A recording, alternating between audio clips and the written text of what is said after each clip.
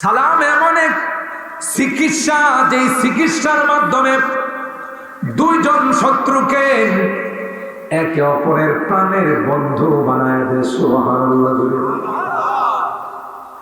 হযরত আদমকে আল্লাহ বানায় সর্বপ্রথমই অভিবাদন শিখাইলেন আর বললেন, আপনার সন্তান যারা কিয়ামত পর্যন্ত আসবে তাদের জন্য আমি আল্লাহ এই অভিবাদনে তাহিয়ায়ে সালাম তাদের জন্য আমি আল্লাহ জরুরি করে দিলাম। তখনই রজব মাস চলে আসছে, তখন থেকে আল্লাহ হাবিব আমাদেরকে একটি দোয়া শিখিয়েছে, তাই না? যে দোয়াটা মসজিদের মধ্যে ইমাম সাহেব খতিব সাহেব আলোচনা করেছেন, আমরা অনেকেই মুখস্থ করেছি। বলুন আমার সঙ্গে, আল্লাহুম্মা, সবাই বলে আল্লাহুম্মা বারিক লানা ফি রজব ওয়া শাবান ওয়া বাল্লিগনা রমাদান। আবার বলুন আল্লাহুম্মা বারিক লানা ফি রজব ওয়া শাবান ওয়া বাল্লিগনা রমাদান। যার অর্থ হলো, হে আল্লাহ, আপনি বরকত দান করুন আমাদের জন্যে রজব এবং শাবান মাস। সুবহানাল্লাহ। কোন মাসে? রজব এবং শাবান মাসে আপনি রজব এবং শাবান মাসে আপনি আমাদের জন্য বরকত দান করুন। আমিন বলেন। ওয়াবাল্লিগনা রমাদান, এবং অনেক বরকতি মাস, সমস্ত মাসের লিডার, সমস্ত মাসের সরদার, যেই মাসে আল্লাহ 11 মাসে সমস্ত গুনাহ মাফ করে পবিত্র করে দেয়, এই মাসটার নাম কি? সবাই কয় না? রমজান মাস। ঠিক কিনা বলে? এই রমজান মাস পর্যন্ত আল্লাহ আমাদের হায়াতে আপনি বরকত দান করুন। আমিন বলেন। এই দোয়াটা আমরা করতে পারবো না ইনশাআল্লাহ, আল্লাহ আমাদের তৌফিক দান করুন। চলুন, আল্লাহ তাআলা প্রথম কুদরতি নিদর্শনে বলে, অমিন আয়াত, আমার কুদরতি নিদর্শনের অন্যতম নিদর্শন হলো আন খালাকাকুম মিন তুরাব, তোমাদেরকে আমি মাটির দ্বারা বানাই। কিসের দ্বারা? সুম্মা ইযা আনতুম বাশার, অতঃপর তোমরা একটি স্বয়ং সম্পূর্ণ কমপ্লিটলি একটি মানুষ হিসাবে তোমাদেরকে আমি আল্লাহ পৃথিবীর মধ্যে বিচরণ করাই। সুবহানাল্লাহ। এই আয়াতের মাধ্যমে আমাদের সৃষ্টি ইতিহাস আল্লাহ তাআলা আমাদের সামনে তুলে ধরে। কেন? দুই কারণ। সৃষ্টিকর্তাকে বলুন, বলুন কে? আল্লাহ। আমাদেরকে বানাইছেন কি দিয়ে বানাইছে? আমি এত বড় দেহের মালিক কিভাবে বানাব? কি ছিলাম, কি হয়েছি, কোথায় যাব? এটা হলো মানব জীবনের টার্গেট। আর এই টার্গেট যারা ভুলে যায়, এরাই সবচেয়ে বড় বোকা। আল্লাহ বলেন, তোমাদেরকে আমি মাটির দ্বারা মুফাসসিরিন ইকরাম এই আয়াতের তাফসীর করতে গিয়ে দুইটা ব্যাখ্যা করেন। একটা হলো বিখালকি আবিকুম আদম মিন তুরাব, তোমাদের কি বানাইছে, মানে তোমরা তো সন্তান কার? আদম। আপনারা একটু কথা বলুন, তাহলে সুন্দর হয়। বলেন একটু, সন্তান আমরা কার? আদম আলাইহিস সালাম, তাই না? আমাদের আদি পিতাকে বলো, আদম আলাইহিস সালাম। আমাদের আদি মাতাকে হাওয়া আলাইহাস সালাম, ঠিক না? তো আদমকে আল্লাহ প্রথমে কি দিয়ে বানাইছেন? মাটি। আদমের স্ট্রাকচার যেটা আছে, বডিটা আল্লাহ মাটি দিয়া বানায়া বহুদিন রেখে গেছে। ইবলিসটা মাঝে মধ্যে এই বডিটাকে তফ করত। মানুষ তফ করে খানায় খাবার, হ্যাঁ তফ করে আদমের বডি। বুঝলেন না? এটা হলো হ্যাঁ কাম। যত উল্টা কাম আছে এটি কার কাম? কথা বলে না, ইবলিসের কাম। ইবলিসে আদম আলাইহিস সালামকে তওয়াফ করে মুখে দিয়া ঢুকে পিছন দিয়ে বের হয়। আবার পিছন দিয়ে ঢুকে মুখ দিয়ে বের হয়, আর মনে মনে চিন্তা করে কি বানাইছে। তখন তো আল্লাহ আদমকে আদম হিসাবে কি করেন নাই, আত্মপ্রকাশ করান নাই, প্রকাশ করে।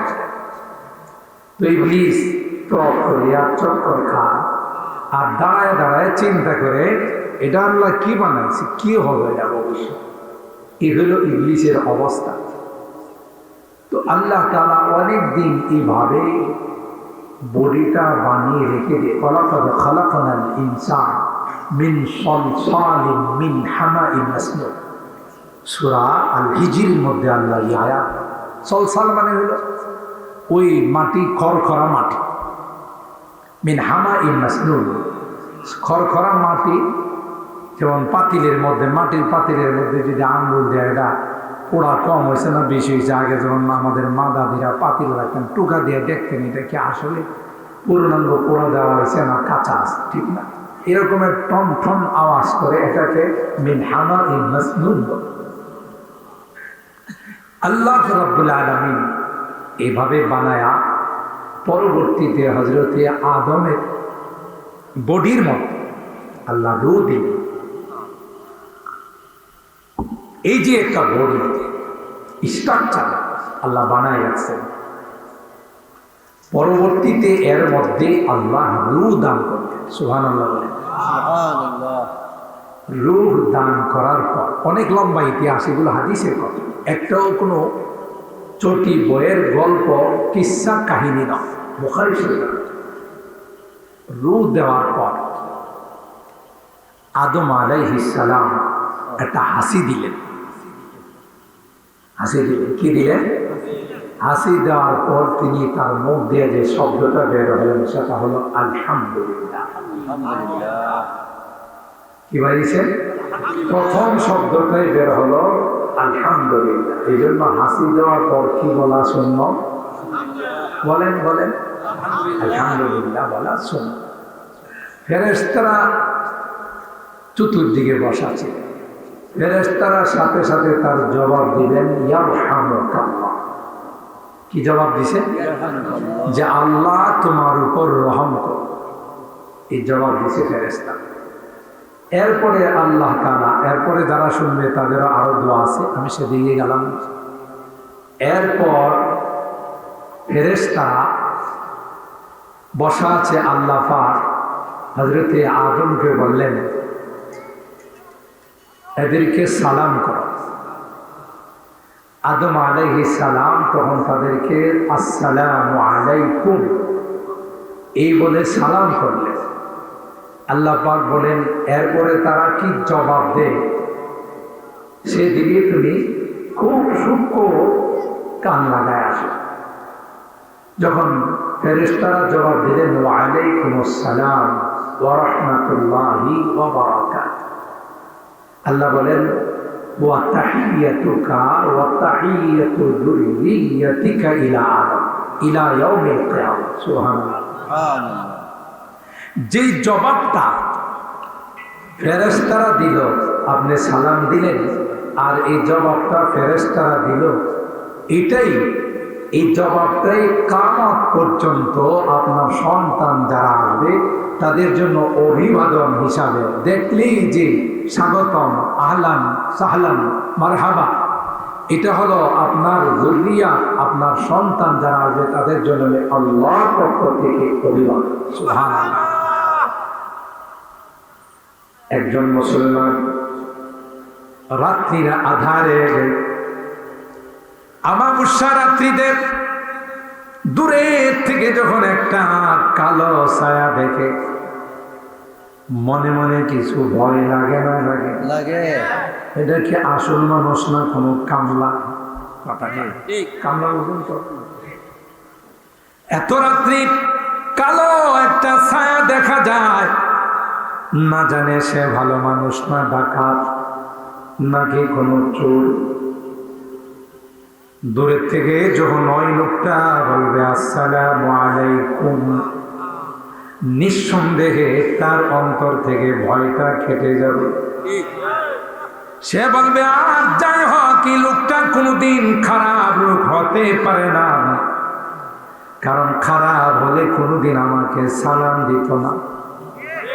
তারই সালামের মাধ্যমে সে জানিয়ে দিলাম, এ ভাই, কোনো ভয়ের কারণ নাই, আপনি আমার থেকে সম্পূর্ণ নিরাপদ। আপনি আমার থেকে সম্পূর্ণ নিরাপদ, যেহেতু সে ভালো মানুষ। আমাকে দেখেও তো তার এরকমের একটা ভয় হতে পারে, যাকে দেখলাম সে ভালো মানুষ না খারাপ মানুষ। আমি যখন তার প্রতি উত্তরে বলবো ওয়ালাইকুমুস সালাম ওয়া রাহমাতুল্লাহি ওয়া বারাকাতুহু, সেও তখন বুঝে যাবে না না, তার থেকেও আমার কোনো অনিষ্টার সম্ভাবনা নাই, কোনো ক্ষতির সম্ভাবনা নাই, সেও তো আমাকে সালাম জানায়। কথা বলেন ঠিক কি? 2 নাম্বার, কারো মধ্যে যদি চিরশত্রুতা থাকে, চির দুশ্মনী থাকে, বেশি বেশি যদি দেখলে কোনো কথা বলার দরকার নাই, দেখা হয়েছে, সালাম বিনিময় হয়েছে, আল্লাহর হাবিব ডাক দিয়া করে সমস্ত শত্রুতা ভুলে গিয়ে তোমার অন্তরঙ্গ বন্ধু হয়ে যাবে। সালাম এমন এক চিকিৎসা, যে চিকিৎসার মাধ্যমে 2 জন শত্রুকে একে অপরের প্রাণের বন্ধু বানায় দেয়। সুবহানাল্লাহ। হযরত আদমকে আল্লাহ বানায় সর্বপ্রথমই অভিবাদন শিখাইলেন, আর বললেন আপনার সন্তান যারা কিয়ামত পর্যন্ত আসবে তাদের জন্য আমি আল্লাহ এই অভিবাদনে তাহিয়ায়ে সালাম তাদের জন্য আমি আল্লাহ জরুরি করে দিলাম। আল্লাহ পাক বলেন সে আদমকে মাটি দিয়ে বানাইলাম, যেহেতু তার ওই সন্তান তোমরা কিসের তৈরি বলেন? বাবা যদি মাটির হয়, সন্তান বুধ নূরের হয়। বাবা যদি মাটির হয়, সন্তান মনে হয় আগুনের হয় না। বাবা যেই জিনিসের, সন্তান সেই জিনিসের। ঠিক কিনা বলেন? 2 নম্বর মুফাসসিরিনে কেরাম বলেন মা বাবার মিলনের মাধ্যমে 2টা বীর্য বের হয়। বাবার বীর্যটা বের হয় মেরুদণ্ডের হাড্ডি থেকে, মার বীর্যটা বের হয় সিনা থেকে। সূরা তারিখের মধ্যে আল্লাহ বলেন ইয়াখরুজু মিন বাইনিস সুলবি ওয়াত তারাইব ইন্নাহু আলা রাজইহি লাকাদির। আল্লাহ বলেন দুনিয়ার মানুষ, ভালো করে তোমার সৃষ্টির ইতিহাসটা তুমি শুনে রাখো। বাবা এবং মার 2 জায়গা থেকে বীর্যটা বের হয়, আমি আল্লাহ ওই বীর্যটাকে একটা সংরক্ষিত মেশিনের মধ্যে রাখি। ওয়ালাকাদ খালাকনাল ইনসান মিন সুলালাতিন মিন طين ثم جعلناه نطفة في قرار مكين ثم خلقنا النطفة علقة فخلقنا العلقة مضغة فخلقنا المضغة عظاما فكسونا العظام لحما ثم أنشأناه خلقا آخر فتبارك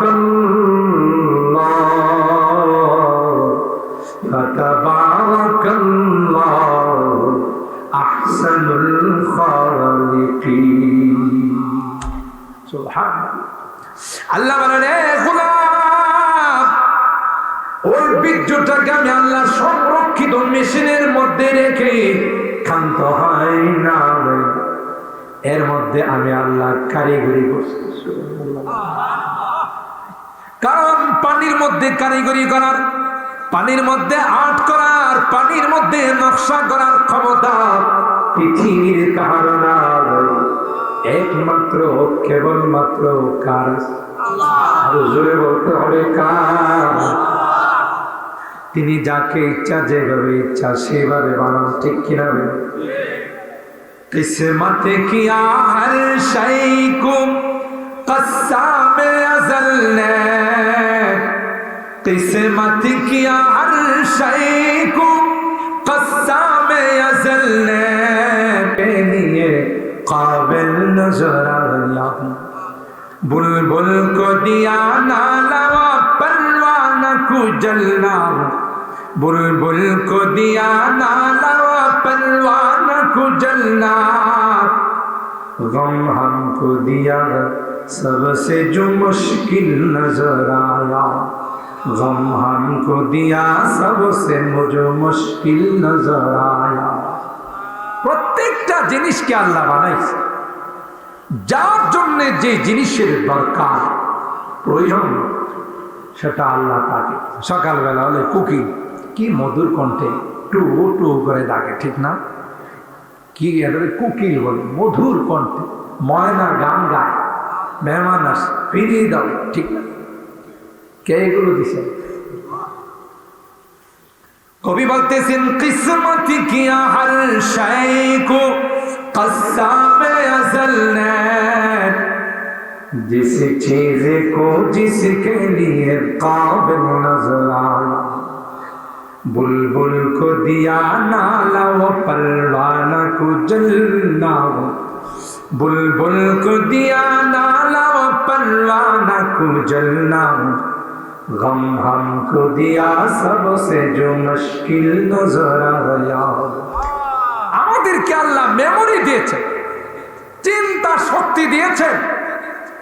আর আল্লাহ কোরআনে কারীমে বলেন ইন্না ফি খালকিস সামাওয়াতি ওয়াল আরদ ওয়া ইখতিলাফিল লাইলি ওয়ান নাহার লাআয়াতিন লিউলিল আলবাব।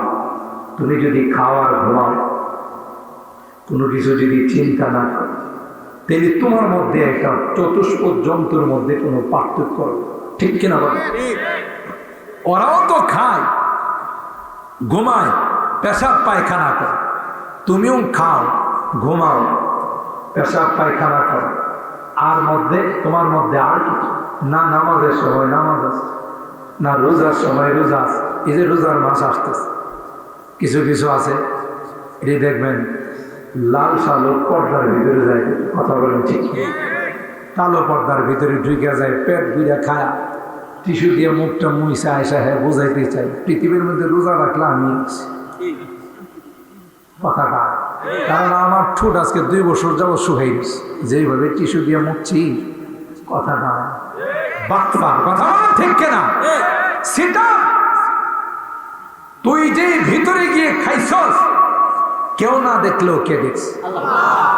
বলেন আল্লাহ দেখে না। আরেক বাটপার হলো যারা এই হোটেল খোলা রাখে রমজান মাস, কথা বলেন ঠিক কিনা? ওরা হলে আরেক বাটপার।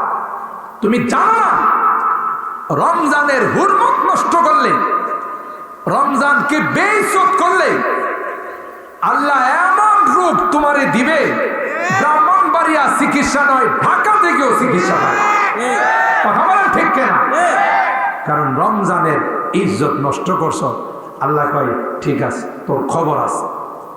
ব্রাহ্মণরা টেস্ট করছে, ডাক্তাররা কই রোগী পায়, রেফার করছে ঢাকা, ঠিক কিনা বলেন? ওখানে গিয়েও টেস্ট করতে করতে জীবন শেষ, কথা কয়। ওই যে ব্যবসা করছে রমজানে, আল্লাহকে তোর ব্যবসা দেখাইতে, ঠিক না? ব্যবসা দেখাইতেছে, সাবধান, রোজা রাখো না এক অপরাধ, আবার আরেকজনকে রোজা না রাখার ব্যবস্থা করে দিছো, ডাবল অপরাধ। এই ডাবল অপরাধ করে রমজানের হুরমত নষ্ট করে, ইজ্জত নষ্ট করে। মনে করো না তুমি পার পায়ে যাবা, তোমার দোকান এলোমেলো হয়ে যাবে, তছনছ হয়ে যাবে, তোমার সংসার তছনছ হয়ে যাবে, কথা বলে ঠিক? তো এই যে শুধু খাওয়া, ঘুমানো, আরামায়েশ করার জন্য আল্লাহ দুনিয়াতে পাঠান, ঠিক কিনা? আইশ ইশরাত কে লিয়ে ইনসান কি आइशो इशरत के लिए इंसान नहीं याद रखे तू बंदा गे मेहमान नहीं তুমি দুলানা যে নতুন শ্বশুর বাড়িতে গেলা কোনো কাম কাজ নাই শ্বশুরে বাজার সবাই করে খাওয়া আর